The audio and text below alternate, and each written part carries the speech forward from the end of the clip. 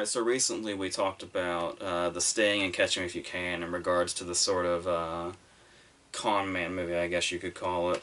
And so with this one, we're kind of going in that similar direction, only this intention is more about how to do it like the really good way and the really effective way and the right way, and do it the really fucking stupid way. So, once again, obviously, this is one of those ones where there's one movie that I really like and one movie that I kind of really don't. So, with that in mind, let's go ahead and start with Matchstick Man. The Ridley Scott movie with Nicolas Cage, Sam Rockwell, and Alison Lohman. Which just sort of immediately grabs you with its really intoxicating opening title sequence that sets not just the setting but kind of a mood also with the pool and the way it's and obviously in these beginning credits we also get a glimpse of the fact that one of our executive producers is Robert Zemeckis, and so there's a shitload of talent behind this movie. Also, you got the likes of Bruce McGill in there as the target and Bruce Altman as Cage's doctor, among some other people that sort of pop up that may or may not be recognizable. And in regards to this setup, also, they set it up to be like such this sort of. I mean, you can tell that there's something frenetic, like really, really under it. But for the most part should seem quite relaxing, which pretty much establishes Cage's character before we've even met him.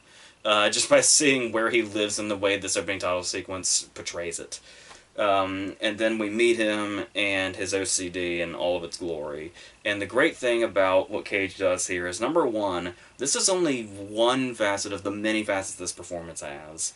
And that's the OCD thing.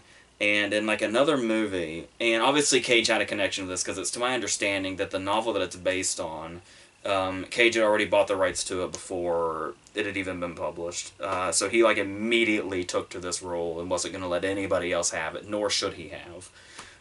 So when we see him with his OCD and all that, obviously, we get caught. You can imagine other performances like Nicholson in As Good as It Gets or something.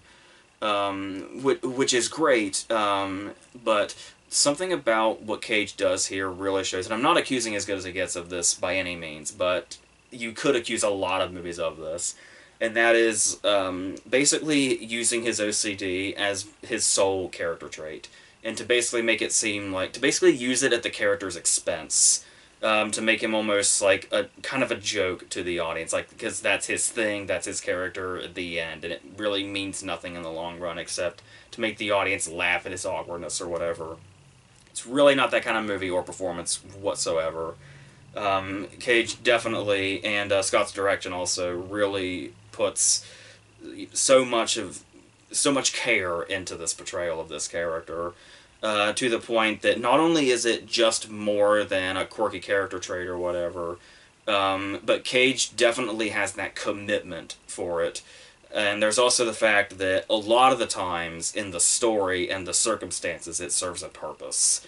Which is, like I said, what you can say so much more about that than the way it's often portrayed in other movies. So, and once again, though, that's only one angle his character's coming from. There's at least a couple more places this character's got, because the movie is basically like three different stories in one. All of which he is the center of, all of which he kind of has to, I struggle to say have a different personality for each, but there should be something that doesn't, like, there should be a total inconsistency in his performance to be able to be at the middle of all the different setups in this movie, but he's able to flawlessly put them together into one performance, and that's the really amazing thing that he does here. Sometimes it's subtlety, sometimes it's, he can go big, sometimes it's Cage big, but it all somehow works within the context of the moments he needs to act in those certain ways. And so, like, when we get to the first scene, after the opening title sequence, and he goes where Rockwell's making calls and all that, when he walks in and Rockwell says good morning, and he just says, who says so, But then, like, the second he gets on the phone, he's, like, right into his, con man character. And the fact that he can make such a transition like that is what he's doing through the whole movie. It's just it was much more conscious to his character in this moment because he basically has to be playing a part. But the fact that he ends up doing that throughout the whole movie without even realizing it is like so much credit to Cage. You cannot believe it. So you've also got what Rockwell's doing here, and in this first scene we also get to see Rockwell in his element basically being like a phone artist when he's talking to people. He's really the whole movie in total, but Rockwell especially is like really perfectly cast. Even if he doesn't have as much screen time as I would like him to have, he certainly makes a certain impact for sure.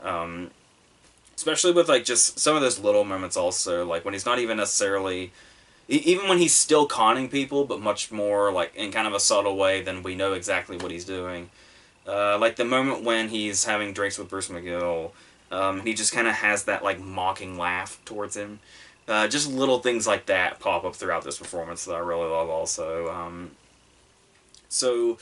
But like I said, obviously, despite that, Cage is really the center of it, even if he has to go, like, really big. Like, there's the point in time where he, like, changes his accent once when he says, like, that's bullshit, Mon, or something like that. And like I said, it's very, the whole Cage thing. There's, when he calls her a nosy Parker, there's the, have you ever been taken out on the sidewalk and beaten until you piss blood thing, which is when he, like, cages out the most. But looking at stuff like that by itself, you wouldn't suspect just how subtle he and the movie are for a lot of the time. Especially since there's a lot of underlying stuff around that kind of stuff too, where it's like it has to have built up to this for him to get to this point. And a lot of that comes from the other storyline, which is the Alison Lohman storyline, where it's his daughter that is coming to his life for the first time. Through the help of his Dr. Bruce Altman's character, because he's pretty much terrified to do just about anything.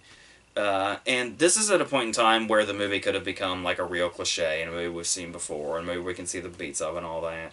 But their relationship, especially through Loma's performance also, this is one of those movies that really makes me hate the fact... I mean, obviously it was, her choice, and... let her live her life the way she wants to, but, I mean, it is such a tragedy that she left acting for as long as she did, because she has so much to offer. And this character in particular, there's, like, that certain vulnerability to her, to where, especially since she was, like, almost a decade older than her character is at the time, it makes it even more impressive, the fact that she's so convincing and so believable, especially in the more sort of emotional scenes, but even when she's just sort of playing just a teenage girl, there's really something there, especially when you think about what it is the ending reveals about her, and that's one of those cases where you can go back and watch the performance in an entirely different way, and it's an entirely different performance, but just as good, if not even better, for many reasons than it was the first time around.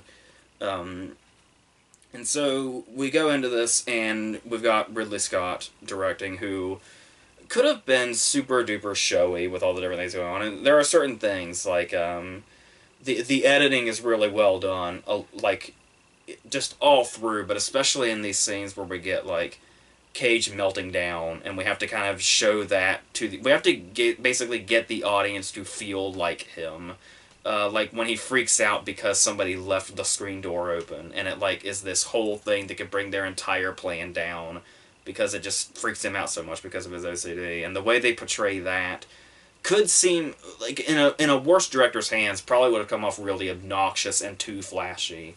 But it's really just right in putting us inside his head, which is something that would be really hard to do because this character has so much going on.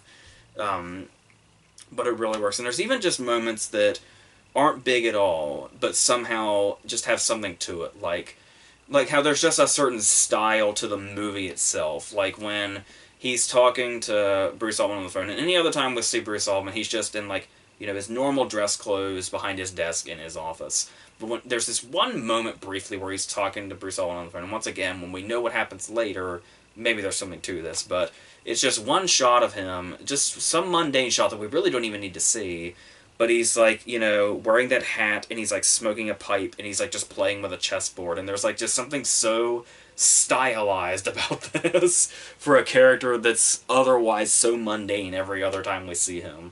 And that just feels like, you know, Scott having fun with it, which is really easy to appreciate, and I really love that. Especially for the type of movie that this is, where there's just got to kind of be like an... Like, that's the thing, though, is sometimes these comic movies are like way too stylized, and they're trying way too hard to be like really cool and all that. And this one's like so effortless about that. And just its style and like how it has that really sort of cool vibe to it, but it's like it's not even trying at all and still accomplishing that. And that's what Scott really accomplishes with his direction here. And then you've got some characters that just, like I said, just come in. Like the whole Beth Grant scene is a scene that I really love, because it's like... I'm also kind of reminded of the scene in The Matador when Pierce Brosnan takes Greg Kinnear through the whole process of what he does before he kills somebody. The moment in a lot of these movies where we get to see the con man show somebody their entire process in a certain con or whatever. And this whole Beth Grant scene is just like the perfect embodiment of that. But then there's the whole thing of her character is so sympathetic that we could probably turn on Cage here if we really wanted to. We probably could in the opening scene when he cons the old people twice, but twice in one. But once again, the character is just so fascinating, and there's so many different layers to him that it would be a crime to turn on him, because then we wouldn't care about what happens next, and we've got to know what happens with this character like every step of the way, because he just gets us that invested in it. But this scene with Beth Grant does make her seem like such a sympathetic character that it's hard to tell where the scene could have gone if we didn't have the moment where Cage turned it around and said, okay, you gotta give her the money back now. I showed you how to do it, but it would be, you know, the right thing to do is to give it back to her, because this was just, you know, some unimportant thing. And then it's in that moment that we definitely know, beyond a shadow of a doubt, that this is a guy that we can stick with through the entire way. Not that that was ever in question for me anyway, but you could see enough that it would be easy to turn on a character like this if they did something, you know, sleazy enough. But the fact that they kind of just tack that on at the very end maybe would seem like a cop-out, but as far as the characters go and how much we're supposed to care about them, it was the perfect outcome to this scene, so I always really like that. And the way Lumen reacts to it, like, obviously, we get it that she reacts initially the way that she does, but the fact that she does do it, everything works well here. And then you've got those little character moments like Cage interacting with the cashier that sort of seem meaningless, but we know it'll probably end up going somewhere, like it does. But like, even if it didn't go anywhere, it's just kind of nice for his character. And we kind of get to see, like, it's sort of like a checkpoint to kind of show where he's at, like, emotionally, when he interacts with the cashier, and I really like that.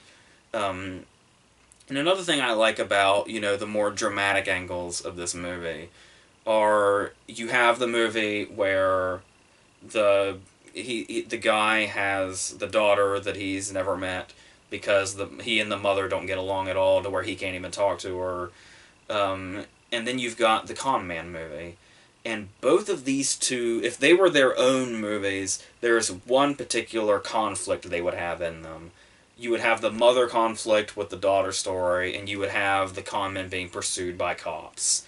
And the cops and the mother are in no way in any sort of conflicting situation here until, like, the very end. In, like, the last 10 or 15 minutes, the cops come into it, and we finally see the mother. But up until then, it's able to have the conflict and do what it needs to do, and let all these plots just flow naturally without inserting these conflicts in them that would probably be there in any other movie.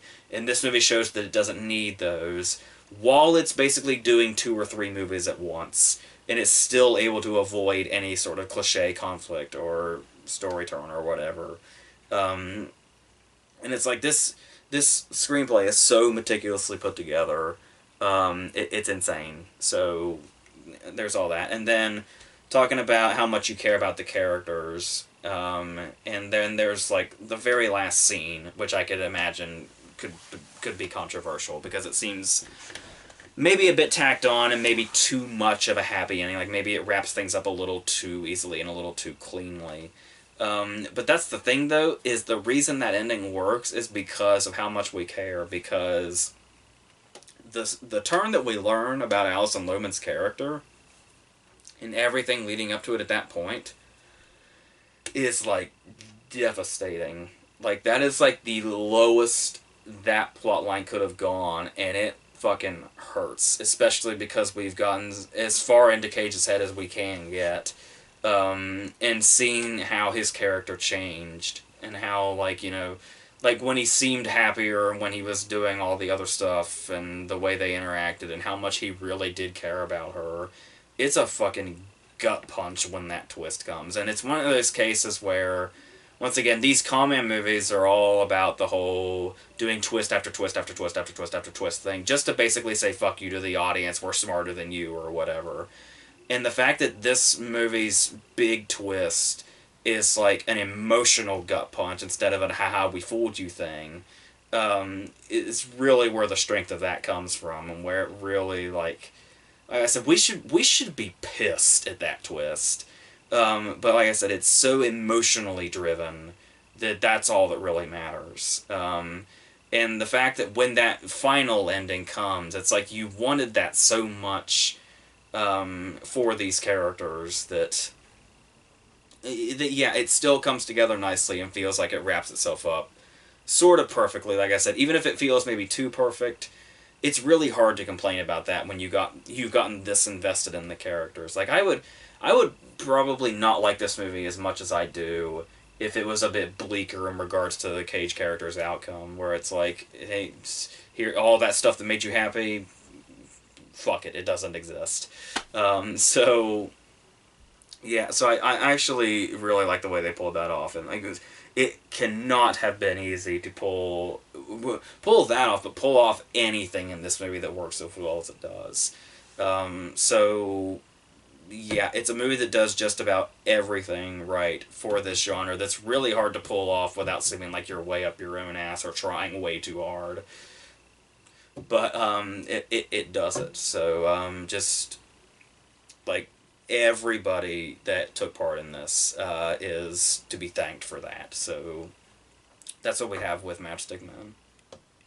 Confidence, on the other hand, is that movie I often talk about, and is the reason that I don't like a lot of the con artist movies. The movies that are way too flashy, way too far up their own ass, think they're a lot smarter than they actually are. And a lot of the time will have, you know, bad actors at the center of them. And if you've watched enough of this, or you know me, you know that I am definitely not the biggest ever Burns fan as an actor. As I've defended many times before, as a writer-director, I can more or less get on board with him, but as an actor, I can't. I just can't at all. So, I will say that when I saw this when it first came out, like when it was a new release at Blockbuster, in like 2003 or 2004 or something, I absolutely could not stand this movie. I hated it to its very core. But I actually got this in a box at a flea market. Like, it was one of those cases where it was one of those places where they just wanted to get rid of their shit. They were done being at this flea market. They didn't want to be there anymore. They were just saying, here's a box of movies. You want it? And this was in there. So, and I can see how it ended up in there. But I will say, when I did watch it again, for the sake of doing this, I had to put this to use somehow since I had it. It wasn't as annoying as I remembered. Like, it's not the absolute loathsome piece of shit I thought it was when I first saw it. It does have a little more to offer than that, but I can't go as far as to call it a good movie or anything. So, and it basically represents everything that I hate about the bad movies of this genre. So, starting with the very opening scene is Edward Burns laying there in an alleyway, having been shot, and he's narrating. He's narrating from the grave, and he's like, yep, that's me, and I'm dead. And it's like the very first line, the very first moment in a con artist movie is the main character laying in an alleyway saying, "Yep, I'm dead." If you've seen any goddamn movie in your life, your first words better be, "No, he's not. No, you are not. Do not even try to pass that off with the very first line. Don't even go there. We know this is going to be the big twist at the end when you sit up and run off into the fucking abyss with your riches and your woman or whatever the hell. You don't even try that with the first line, but the movie tries that with the first line, so we have to go with it from there. And so we go into this first big... We're flashing back, of course. We got to find out how he got to this point. So we start off, and he's in the middle of this con, where Paul Giamatti, I think, appears to be dead. One of them appears to be dead. And Leland Orser is here freaking out. Now, of course, the performances, for the most part in this scene, are terrible. And that's only because the only upside is we got panicky Leland Orser, which is the best Leland Orser. And Paul Giamatti's playing dead on the ground. So we've only got Edward Burns and the other guys standing around here. So... and then once this scene plays out, it does the whole predictable thing where it's like, oh, there was this elaborate thing, but then, oh, it was just this big elaborate thing. And obviously they weren't going to hire Paul Giamatti to play a dead body in the first scene, unless he's faking and he's part of the team. So then it turns out, oh, there's more people that are part of the team than we even realized. Oh. And so it's that whole thing. And then we've got him talking about, you know... Jack Kerouac over the narration saying, like, you know, he's the guy that thinks, you know, going cross-country is a good time. It's like, I don't even remember what the context of that line was. It just sounded like, hey, I know who famous authors are, which means I'm a clever character. Which means I've got a big-ass brain that knows all the shit. That's what that narration gives me when he says stuff like that. So... that's the kind of character we're dealing with. And the fact that it's coming from Edward Burns is not making it any more convincing whatsoever. If anything, it's making it less convincing. So, eventually we get to the point to where their buddy Al, who is part of their group, is dead. They come in and they find him laying in his chair and he's shot through the head. And the interesting thing about this scene is that obviously with this kind of movie that we know is so full of itself, which basically tells us... yeah, probably everything you're looking at is a con in some way, because this movie is trying way too hard to be clever. So you walk in and you see Al laying there in his chair, and he's got a very clean bullet hole through his head with, like, no splatter on his chair or anything. And so the first thought is, oh, this must be a con. It's going to be revealed at the end of the movie or something that this is some big con by Al, and he set this all up. And we're going to see the whole long tangent about how he got away with it and how he did this thing and how he portrayed that thing or whatever. No. Just a really poorly made scene that doesn't have the blood splatter where it should be because Al's dead. But, yeah, despite the fact that we just saw Paul Giamatti laying on the floor pretending to be dead with a significantly more convincing blood effect on him, Paul Giamatti's alive, Al's dead. And that's what sets off the whole plot, is we gotta, you know, steal from the guys that, you know, killed Al, and we gotta get this whole payback thing for Al's sake. Because we knew Al for 1.5 scenes, and didn't even see his death on camera. That's another thing that made it really suspicious, too. But no, he's dead. It's just a poorly made movie. That's all it is. So... going into that, like I said, they do try all the different techniques. Like, he talks to the camera. There's way too many flashbacks. He's doing the narration. All the shit. Just throwing all this stuff at you at once. And everything has to be, like, this big thing. Like, for instance, he's in his house, and a bird flies around the room. And then the next day, he's talking about the job and the heists or whatever, what their plan is, what their big theft is. And then a bird comes and lands, like, on a railing next to them. And he says, "It's a sign, guys. There was a bird in my house last night, and now there's a bird there. It's a sign." There's only one problem. In this second scene, after the bird's already been in his house, the second scene where the sign happens where a bird lands there, they're outside. But that's the sign. There was a fucking bird outside. That's the sign they absolutely have to do this. So, That's the kind of logic that the movie goes on. And then it goes from there. And then, of course, they introduce Rachel Weisz, who, as I've said before, I'm not a particular fan of. This movie may have been somewhat the start of that. Where she's introduced, and she's got, like, the red hair, and he says, like, oh, I don't trust redheads, because Lizzie Borden was a redhead, Judas was a redhead, and my mom was a redhead. By the way, complete with, you know, visual cues of Lizzie Borden and Judas. Okay, fine. Be flashy, whatever. Now, if you want to talk about one thing that the movie does right, Dustin Hoffman is our big crime boss that's basically, like, the target here, who's the big threat, where, like, he's the guy where, like, you're gonna rob him, but if you somehow fail and he finds out it's you, you are, like, totally and completely fucked in all the wrong ways. He will take you the fuck down and, like, not even blink about it. Number one, I love the casting, and I kind of love this character, and that's kind of the problem, is he's barely in it. He's barely in it at all, but any impactful scene in this movie is a Dustin Hoffman scene, for all the fucking 2 minutes that he's in it. Because he's got the... First off, he's just this really weird character, but in kind of an intriguing way. And this could also probably be put under the movie's trying too hard kind of stuff. But, like, he's talking about, you know, Edward Burns in general, and he just says random shit like, you're kind of cute, aren't you, with your, you know, your cute Irish muscle ass.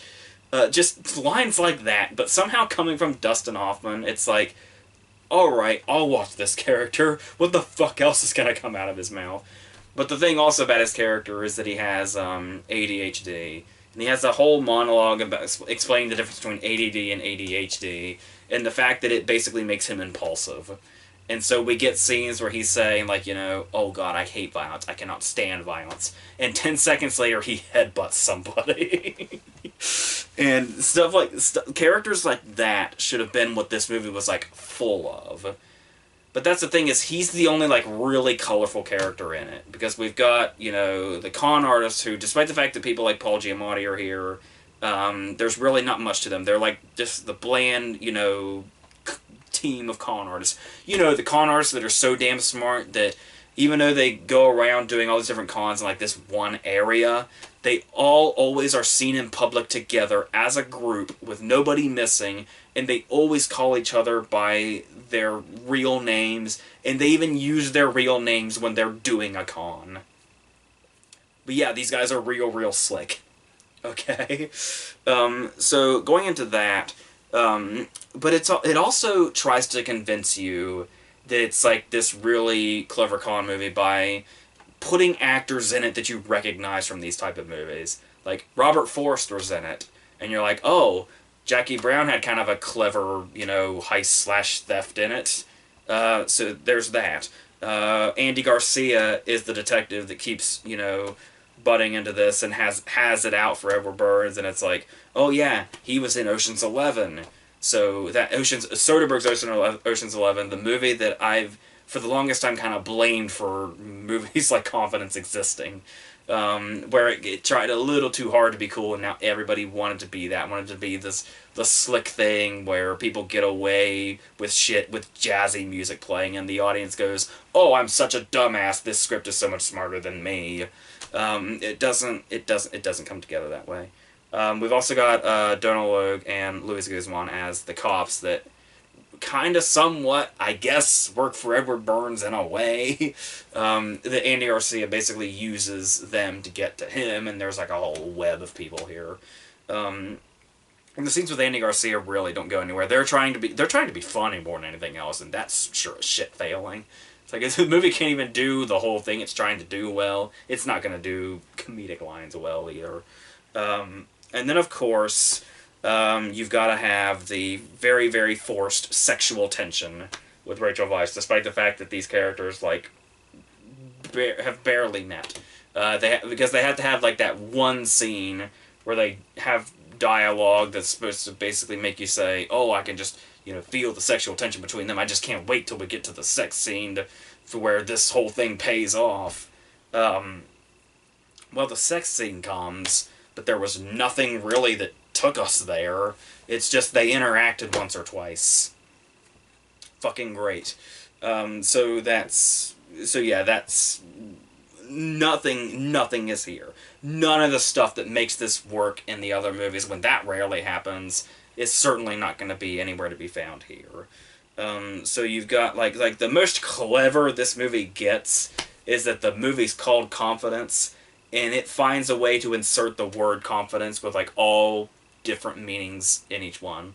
Like you've got the line like, "Hey, you just gotta have confidence," or it's like, "I'm gonna tell you this in confidence," and then of course confidence being the long form of con. That's as close as you're gonna get to like clever writing, I guess. Somebody I didn't mention, Frankie G.